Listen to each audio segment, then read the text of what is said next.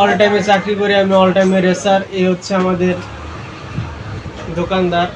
তো আমি ওনার কাছে আইছিলাম যে ভাই কটা মাল রাখেন অল টাইমের, উনি কিছু মালই রাখতে চান আমার।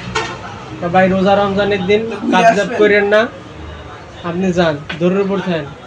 আমি কিছু কইলাম না, ওনার সাক্ষীটা একটু নেন, উনি কি কয় ভাই কিছু কর। মাল নেবেন না কে ভাই এখন? पैसा नहीं है भाई, হ্যাঁ টাকা নেই। এটা কোনো কথা ভাই? আমার কাছে চাকরি থাকবে?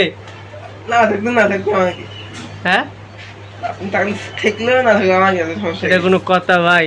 এই দোকানদারের ভাষ্য যদি এই হয়, আমরা কোথায় যাব, কোন জায়গায় যাব? হ্যাঁ আমাকে চাকরি আছে? এই রোজায় মাসে সবাই রাখে রোজা, আর আমরা দোকানে দোকানে ঘুরি, দোকানদারের বেচা কিনা নাই।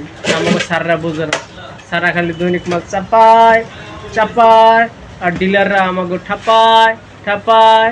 কারণ আমরা কোন দিকে যাবো, সেটা ভাঙ্গে গেছে, আর ভালো লাগে না চাকরি।